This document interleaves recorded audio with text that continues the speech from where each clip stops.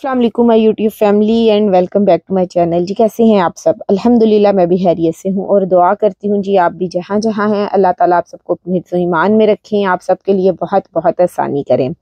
जी आज के इस व्लॉग में मैं आप लोगों के साथ जो इन्फॉर्मेशन शेयर करूँगी वो ये कि मेरे बहुत सारे बहन भाई मुझे कमेंट्स करके पूछ रहे होते हैं, इंस्टा पे मैसेजेस करके पूछ रहे होते हैं कि जो है हम लोग जी कॉस्ट का कब से वेट कर रहे हैं, कॉस्ट हम लोगों को इशू नहीं हो रहे और क्या यूके ने जी कॉस्ट जो है वो इशू करना बंद कर दिए हैं, क्यों डिले हो रहे हैं, वीज़ा क्यों डिले हो रहा है। तो इसके ऊपर जी आज के इस व्लॉग में मैं आप लोगों के साथ इन्फॉर्मेशन शेयर करूँगी। आप लोगों ने व्लॉग को एंड तक ज़रूर देखना है और अगर आप मेरे चैनल पर फर्स्ट टाइम है तो प्लीज़ चैनल को सब्सक्राइब ज़रूर कीजिएगा जी, इससे चैनल को सपोर्ट मिलती है और मेरी पूरी कोशिश होती है कि जो मुझे इन्फॉर्मेशन पता है यूके में रहते हुए तो मैं आप लोगों के साथ जी वो ज़रूर शेयर करूँ। तो चलें जी अब चलते हैं हम अपने टॉपिक की तरफ।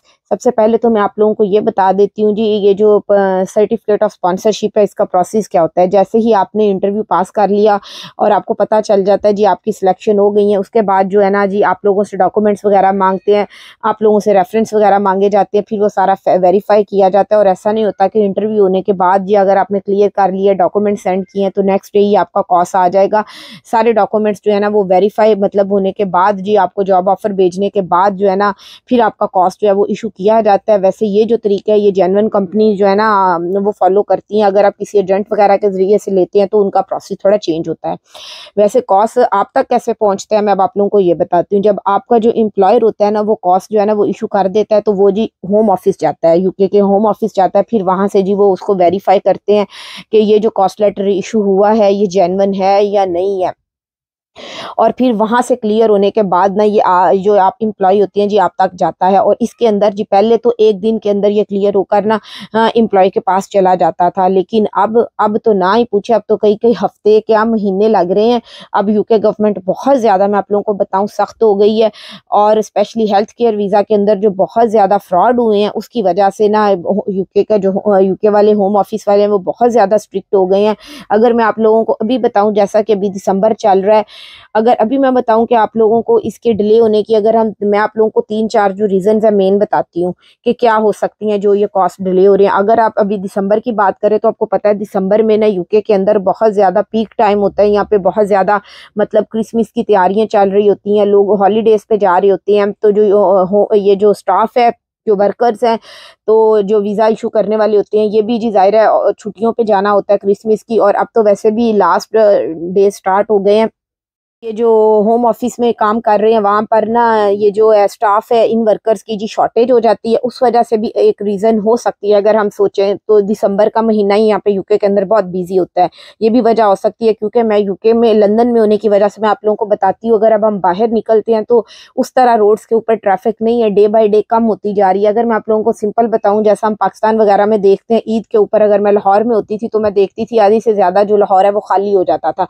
तो सेम सिचुएशन यहाँ पे भी ऐसे ही है। मैं लंदन के अंदर हूँ तो यहाँ पे भी डे बाय डे जो है ना रोड्स के ऊपर ट्रैफिक थोड़ी कम हो रही है। ज़ाहिर है लोग हॉलीडेज के ऊपर जा रहे हैं, छुट्टियां हो रही होती हैं, बच्चों को भी छुट्टियां जो है ना यहाँ स्कूल्स में हो गई हैं क्रिसमस की वजह से। तो इसी वजह से जी होम ऑफिस का जो स्टाफ है वो भी आगे पीछे लोगों ने जाना होता है। ये नहीं है कि प्रॉपर बंद हो जाता है, लेकिन बहुत ज़्यादा स्लो हो जाता है, बहुत ज़्यादा स्लो हो जाता है। और एक ये रीज़न हो सकती है।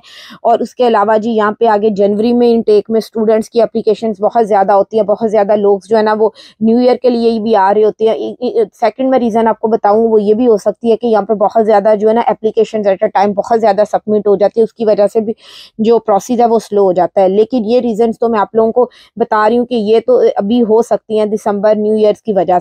लेकिन कुछ लोग कह रहे हैं इससे कई महीने पहले से भी हमारे कॉस्ट जो है ना वो नहीं हमें मिल रहे। तो उसकी जो रीज़न है मैं आप लोगों को बताती हूँ। जो सबसे बड़ी जो सबसे खास जो मैं इंपॉर्टेंट वजह कहूँगी वो यही है कि होम ऑफिस जो है ना वो बहुत ज़्यादा स्ट्रिक्ट हो गया, बहुत ज़्यादा सख्त हो गया। किसी भी किस्म की वीज़ा एप्लीकेशन है, अगर हेल्थ केयर वीज़ा वालों की मैं बात करूँ, ये जो केयर वर्कर्स हैं उनकी वजह से, क्योंकि उस वीज़ा के अंदर जो एक ज़्यादा बहुत ज़्यादा जो फ्रॉड हुआ है उसकी वजह से ये बहुत ज़्यादा स्ट्रिक्ट हो गए हैं। और जो दूसरी वजह है वो ये जो स्टूडेंट्स थे जो आते थे अपने डिपेंडेंट्स को साथ ला के, बहुत सारे स्टूडेंट्स ऐसे आए थे जो उनके अपने डिपेंडेंट्स नहीं होते थे, उनको 2 नंबर तरीके से पेपर्स में शो करवा के ले आते थे बस यहाँ लाने तक। तो आपस में उन लोगों ने जो भी सेटिंग की होती थी, उस वजह से भी जी होम ऑफिस ने कुछ स्टूडेंट्स को भी पकड़ा था। उसका तो आप लोगों को पता है 1 जनवरी से स्टूडेंट्स के डिपेंडेंट बंद कर दिए। फ्रॉड इतना उसके अंदर भी चल रहा था। उसके बाद जी केयर वर्कर्स वालों में भी इतना ज्यादा फ्रॉड हो गया था, इस वजह से जी इनके डिपेंडेंट्स भी उन्होंने बंद किए। और इसी इन फ्रॉड्स की वजह से ये जो अब गवर्नमेंट के पास ये सारी इन्फॉर्मेशन जाना शुरू हो गई थी, तो उसके बाद से जी उन्होंने इनके ऊपर एक्शन लेना शुरू किए थे। और इसी वजह से जी ये इनके डिपेंडेंट्स भी बंद करने के ऊपर बात कर रहे हैं अप्रैल 2024 से, ये जो केयर वर्कर्स के हैं। और इन फ्रॉड्स की वजह से ही वो स्ट्रिक्ट हो गए हैं कॉस्ट इशू करने के लिए। इस वजह से जी आप लोगों को जो है ना वो कॉस्ट लेटर इशू नहीं हो रहे। अब वो कॉस्ट चेक करने के लिए जी एम्प्लॉयर्स की जड़ तक जा रहे हैं कि वो ये क्यों कॉस्ट इशू कर रहा है, इसकी रीजन क्या है, क्या यहाँ से उसको अपने तो यहाँ तक आ रहा है डे बाय डे ना। काफी सारी जो कंपनीज हैं जी वो उनको जो है ना लाइसेंस रिवोक हो रहे हैं, कैंसिल हो रहे हैं होम ऑफिस। तो अब अगर एम्प्लॉयर्स, मैंने आपको कहा कि वो जड़ तक जा रहा है, तो वो एम्प्लॉयर से कॉन्ट्रैक्ट तक मांगते हैं जी, जो आपने एम्प्लॉय के साथ किया है, कितने घंटे आपने उनको देने हैं, क्लाइंट्स आपके पास कितने हैं। बहुत सारी जो है ना बहुत ज्यादा जो है ना वो अब जो है ना वो डेप्थ में जाके जी एम्प्लॉयर्स की वेरिफिकेशन कर रहे हैं। वजह से जी बहुत सारे जो वीज़ाज है वो डिले हो रहे हैं, रिफ्यूज़ भी हो रहे हैं कि ये बंदा, मतलब वो ये सब चेक करने के बाद कि बंदा जेन्युइन है या नहीं, कि ये काम कहाँ से देगा अगर ओवरसीज़ बंदों को बुला रहा है। और बहुत सारी बातें हैं जो वीज़ा डिले कर रही हैं। लेकिन मेरी आप लोगों से रिक्वेस्ट है कि आने से पहले अपनी जो स्पॉन्सरशिप लिस्ट है उसके अंदर ज़रूर चेक करके आएँ, जिस आप भी ना आप कंपनी या केयर वर्कर के ऊपर आ रहे हैं कि वो ऑलरेडी एग्जिस्ट करती हैं, या उसका जो है ना लाइसेंस जो है ना वो कैंसिल कर दिया गया है, क्योंकि यहाँ पे डेली बेसिस पे ये हो रहा है। और स्पेशली जिन जो केयर वर्क होम्स है उनका थोड़ा सा उनको शक पड़ जाता है, तो फिर वो तब तक वो कॉस्ट क्लियर नहीं करते जब तक वो पूरी वेरिफिकेशन नहीं कर लेते। और बहुत सारे लोग जो यहाँ पे आ गए हैं।